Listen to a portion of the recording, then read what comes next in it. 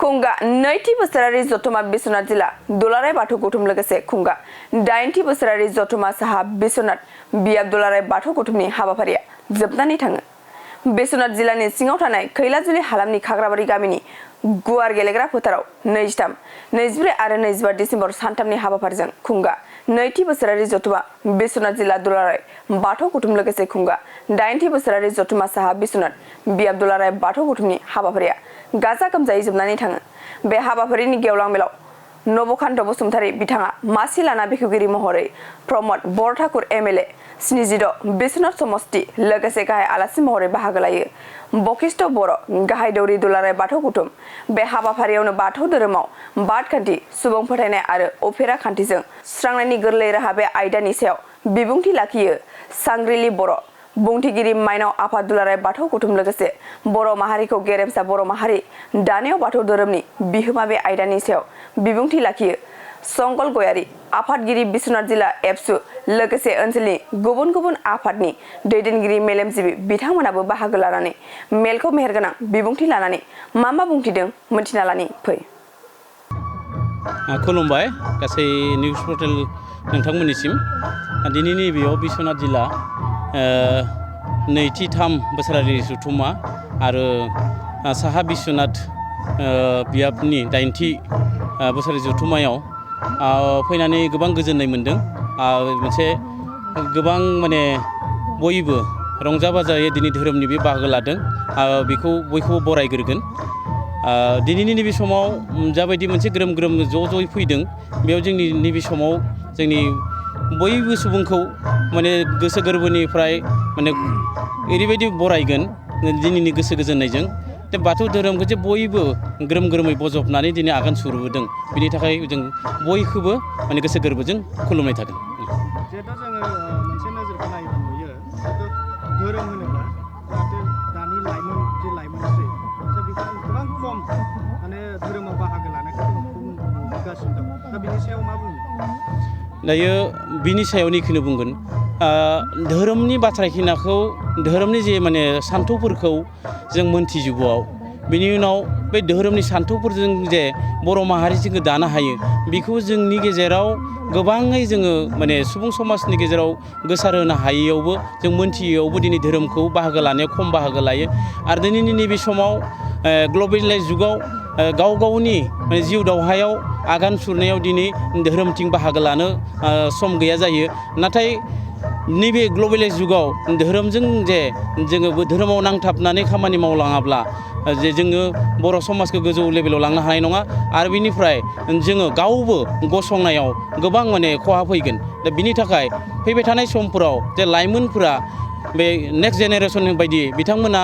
ग्रोम ग्रोम फैनानै बाथौ धोरोमखौ गोसार होनायाव जों बाहागो लागोन बेखौ खावलायनाय थागोन। जों नोजोर नायबा नुयो जिहेथु दानि जि लाइमोनस्रि बिथांमोना जिहेतु धोरोमजोंबो माखासे गोबां लोब्बा गैयालासिनो गोबां जौ जुवा बायदि बायदि गाज्रि माबायाव गफबनानै दङ आरो लोगोसे सोलोंथाइ बिथिङाव गोबां द्रप आउटआ जानाया जों गोबां नुदों। दा बिनि सायाव धोरोम आफादनि जानानै माबा मोनसे खामानि मावनांगौ होनना सानो? बिनिखायनो बुंदों जों दा बे आथिखालनि मुगायाव जा जोंनि गेजेराव माने ड्राग्स एडिक्टेड जालांबाय थादों गोबां माने लेखाफोरखौ गारनानै जों खामानि मावनायखौबो सोलोङाब्लानो जोंनि आखाइनि खामानि सोलोङाब्लानो दिनै जोंनि धोरोम आफादजों बा जायखिजाया माने जोंनि बर' समाजनि आफादफोरजों माने सोमोन्दो थायालासिनो जोंनि आलदायै गोजान जालांदों बिथांमोनखौ जों मोनसे खावलायगोन। दिनैनि समाव जोङो लाइमोन बायदियै जोङो बिमा बिफानि सिङाव थानानै गोबां माने गिदिं माने समखौ हगारदों नाथाय जेला गाव बिमा बिफा जाहैगोन अब्ला बै समाव दुखु मोनसे गाव लाहैनांगोन। बेखायनो बेखौनो खावलायगोन जों जेला गावनि फर्मेल इडुकेसन गारबायब्ला नन फर्मेल इडुकेसन जेरै जोङो आखाइनि हाबा सोलोंनांगोन जों दा आखाइनि हाबाफोरखौ सोलोंनो थाखाय खावलायगोन। दा बे आखाइनि खामानि सोलोंनोब्ला जों रां रुफा खामायनोब्ला बिनिखायनो जों बुंदों जे धोरोमजों सरजाबफ्लायाब्ला धोरोमनिफ्राय जों मोजां गियान लायाब्ला जों रां रुफा खामायनायाव बा जों खामानि मावनायाव गावखौ जोङो मोजां लामायाव लांनो हानाय थासारियाव थाया जाहैयो। बेखायनो खावलायगोन बयबो धोरोम आफादाव बा धोरोमजों सरजाबफानानै खामानि मावलांबासो जों गावखौ जिउ दैदेननायाव जों राहा दिहुननानै लानो हागोन। बेखौ जोङो बयखौबो लाइमोनफोरखौ जों खावलायगोन। दिनै बिश्वनाथ जिल्ला दुलाराय बाथौ गौथुम नैथि 3 बोसोरारि जथुम्माजों लोगोसे साहा बिश्वनाथ दुलाराय बाथौ गौथुम 83 बोसोरारि जथुम्मायाव दिनै जोबथा हाबाफारि बे जोबथा हाबाफारियाव गेवलां मेल जोंहा जागासिनो दङ दा बेजों लोगोसे सानथामनि हाबाफारिखौ जोबोद मोजाङै गाजा गोमजायै जिल्ला आफादजों लोगोसे बियाब आफादजों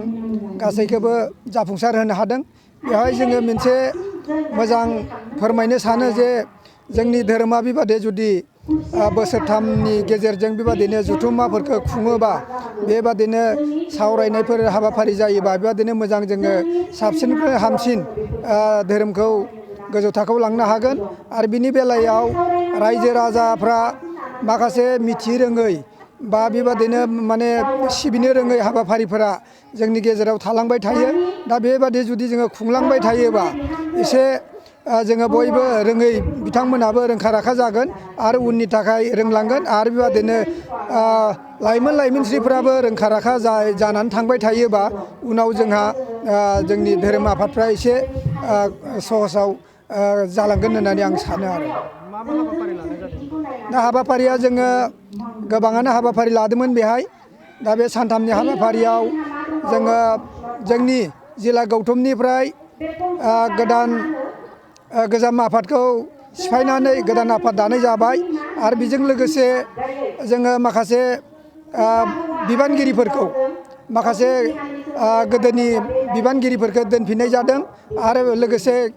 सोलाय सोल'बो जादों दा बे हाबाफारिफोराबो जाफुंसारदों आरो बेजों लोगोसे जोंनि माखासे गागि लाइमोन आरो माइनाव मोनथाम आफादनि जिथु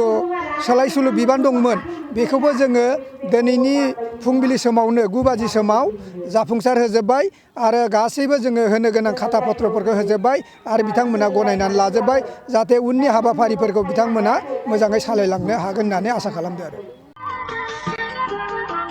बड'सा फिल्म प्रडाक्शननिफ्राय क्रिसमास आरो गोदान बोसोरनि गोजोन हामलायनाय बावहरबाय गोजोनथाव खौरां रायजो राजाफोरनि सुबिदानि थाखाय फैगौ गोदान बोसोरनि 2 जानुवारिनिफ्राय 20 जानुवारिसिमनि थाखाय सिगांनि बेसेननिफ्राय खम खालामनानै आलायारन सावथुनखौ हरनाय जासिगोन बेनिखायनो गोसो गोनां रायजो राजाफ्रा गोदानै होनाय नैबे गाहायनि नाम्बाराव कन्टेक्ट खालामहरनो हागोन गुरै खावलायहरनाय नोंथांमोनखौ फुंनि 10 रिंगानिफ्राय बेलासिनि 3 रिंगासिमल' बुकिं खालामनो थाखाय कन्टेक्ट नाम्बार होनाय जाबाय नैबे मबाइल नाम्बार 8452766183 नङाब्ला 9678616741 7896298145 आव